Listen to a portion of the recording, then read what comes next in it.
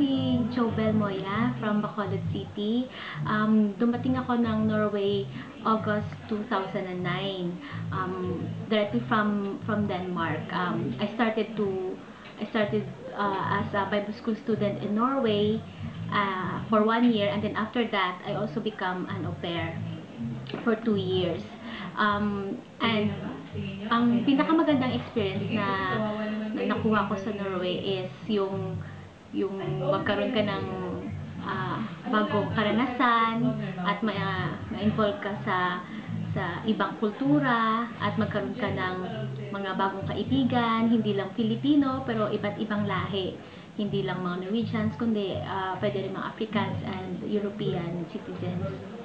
At isa pa sa mga privilege na nandito sa pagiging au pair sa Norway is you can also travel to any other Schengen countries once you have holidays from your host family. And sometimes pwede ka rin isama ng mga host families nyo to be with them sa mga vacations nila or even sa mga winter houses nila or summer houses. Ang mga challenges lang naman when you become an au pair is yung adjustment with your host family kasi iba nga yung culture, and of course on how to communicate with them and to open up with them sa mga needs natin as an au pair. So it's important talaga na as an au pair you will be bold enough and honest enough to tell them kung ano yung needs nyo and to have a give and take relationship with them, na hindi natin isipin na it's a work, but it's like a family situation. As a family, you also help them, and in the same way, they will also help you to grow in their country. So, but aside from that, yung schedule nyo, pag pinag-uusapan, so maganda na sa simula pa lang may open relationship na kayo sa isa't isa sa host family nyo. It takes time to adjust, but just be natural with them. Kasi mas gugustuhin nilang sabihin mo sa kanila yung lahat ng sa loob mo kaysa na itinatago natin sa kanila yon. So isa yun sa mga gusto kong ipayo sa mga pupunta dito as an au pair, na kailangan maging maging confrontational, not in a negative or aggressive way, but in assertive way, na para malaman nila at makilala nila tayo kung ano talaga ang gusto natin at kahit yung mga plano natin sa buhay. Kasi once na maganda ang relationship with the host family, they will also support your plans, even yung mga plano nyo sa family nyo in the Philippines.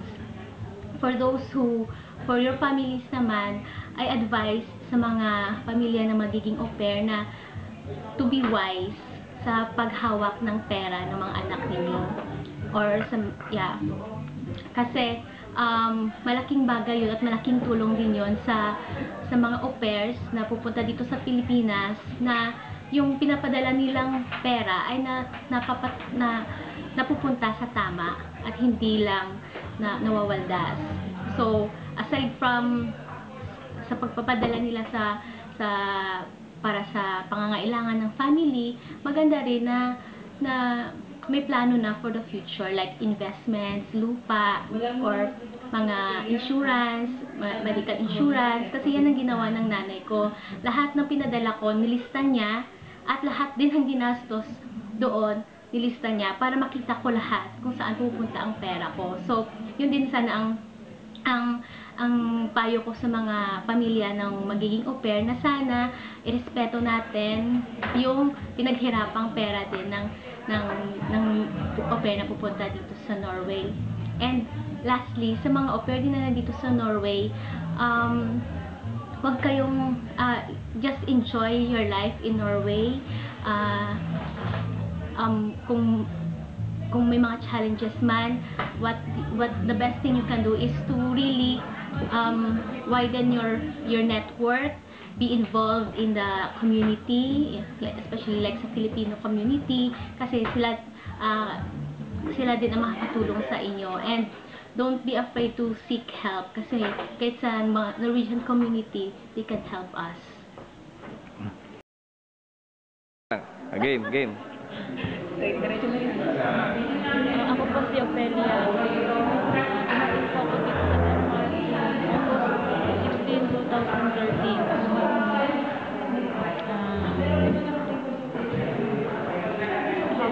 Ako si Giselle Rendon. Dumating ako July 23, 2013. Ako si Minerva Casupa.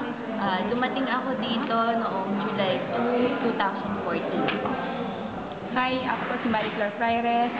Galing din Norway. Dumating ako dito by bus August 1, 2013. Hi, by the way, I am Debbie. Dumating po ako dito sa Denmark September. Yeah, September. September. Yeah. So, ikaw? Ano ang nagdala sa akin dito?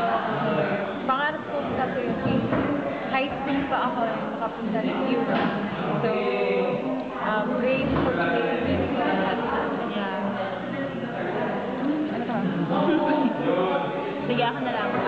Ang reason na napunta po ako dito besides from being a player is ginrab ko yung opportunity to become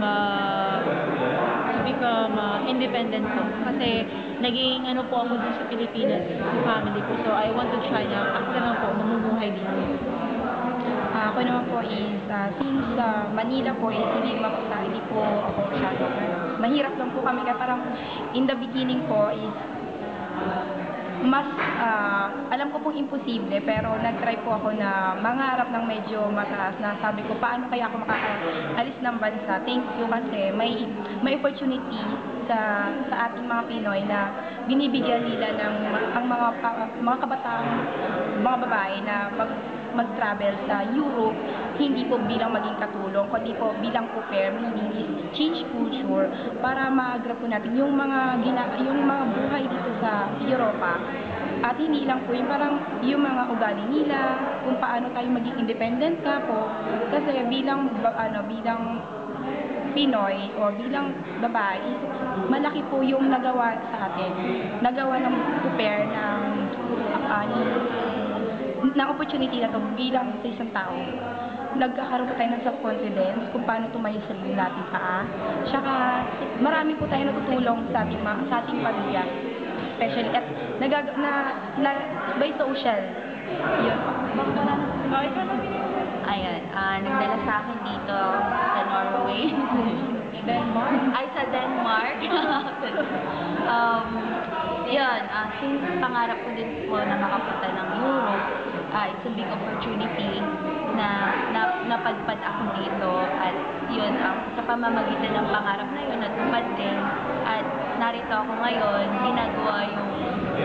ginagawa yung trabaho bilang pair. Yun po. At sa pamilya na rin. Dream, family, and opportunity. So, yeah. Number 2. Ang pinaka gusto kong experience dito sa Europe na naranasan ko is malibot buong part ng mundo. Ako naman yung snow. Napangarap ko yung makakita. Pero at first, ang lamig talaga. Natatawa yung yung host family ko kasi nung summer na pagdating ko, naka-jacket ako. Nakatirik yung araw kasi malamig yung hangin. Ako, wala pang snow. Pero, yun nga, hinihintay ko, nagustuhan ko rin yung weather nila dito kasi sa Pilipinas, di ba, init-init, so gusto ko ma-experience yung lamig. At saka yung mga building, ganyan, tapos yung mga halaman na hindi ko pa nakikita. Dati, wala naman sa Pinas talaga. So, nag-e-enjoy ako sa weather, sa nature, saan pa ba? Sa lahat. Oo. Tapos yung maganda sa pakiramdam na nasa Europe ka talaga. Yun. Yeah. Ako po yung pinaka-the best po para sa akin is yung isa pa sa host parents. Kasi iba yung ginagawa nila. Although, masarap sa pakiramdam yung nakapunta ka sa ibang lugar. ibang-ibang po talaga sa ating bansa. Pero ito kasi may experience mo yung mundo ng labas. Tapos, yung kultura ng host parents is grabe yung nila sa family. Kaya parang bilong ka talaga. Doon talaga ako na, wow, may pamilya pala ako dito. Hindi ka nag-isa. Kaya, yun. For me, ang great experience ko dito is yung nagkaroon ng, sa Halloween yung parang party dito. Kasi usually sa Philippines, punta ng cemetery. Dito talaga na-shock ako.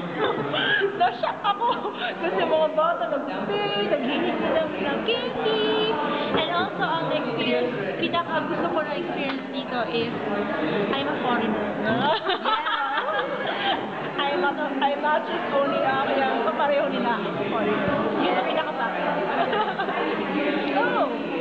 Anong difficulties? Okay, difficulties. Sige ako. By the way, I am here for 2 months na, going to be 3 months this coming month. I've experienced na-abuse po ako. Not abuse na sexual abuse or what. Sorry, I'm laughing because okay na po kasi ako eh. Na-abuse po ako sa dating family ko. They treated me like a maid. They treated me like a slave. And I never felt as being an au pair sa kanila po. Kasi yung time na nagsasabi po ako na I'm planning to go to my language course. They tomorrow na lang, next time na lang, ganun. So, parang dun sa factor, parang ay iba na to. And then also, I just wanted you to see my hands. Yan po ang mga resulta po ng mga abuso sa akin sa pag-work ko po. But gladly, I'm very happy. I don't like to is the story po lahat ng nangyari sa akin. But I'm very happy that this time, I'm very happy kasi may new family na ako, and then the family that I am considering right now is very good. I met them from the church in the Hillsong, so I'm very happy, and I hope na yung mga going here, you need to be strong. Okay naman, napaka-blessed ko sa host parents ko here in Denmark kasi tinuturing po talaga nila akong parte ng kanilang pamilya. Then, para sa akin, yung experience kailangan po is kung ano po yung ugali nila. Kailangan alamin mo kung anong kultura nilang tunay. Pag sinabi nilang wag, hindi ka laging pwedeng oo nang oo sa mga gusto nila. At kung may sama ka na loob or may gusto kang sabihin sa kanila, sabihin mo on the spot. Kasi pag sinabi mo, pag dinimdim mo, bilang Pilipino kasi masyado tayo mahiyain eh. Pero pag nandito po sa Europa, huwag po natin gamitin masyado yung pagiging mabait. Kasi sa sarili nating ugali tayo na rin gumagawa na para maabuso tayo. Even though na sabi natin bago, hindi natin alam nangyari dito, may karapatan po tayo. Yun lang. At i-feel din po natin na tayo parte ng pamilya nila kasi hindi po tayo makakatulong. Yun lang po. Anyway, ang difficulties talaga na naranasan ko dito sa Denmark is yung culture.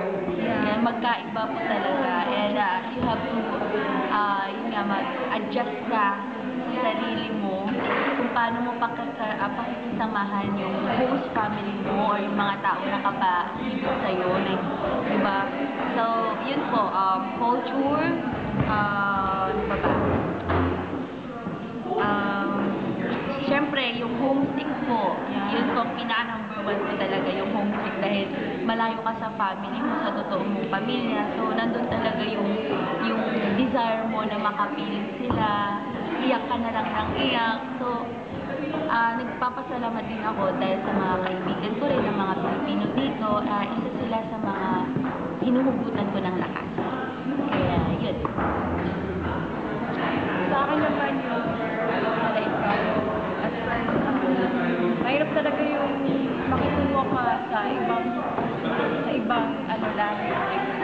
That they are Danish and they have different also culture.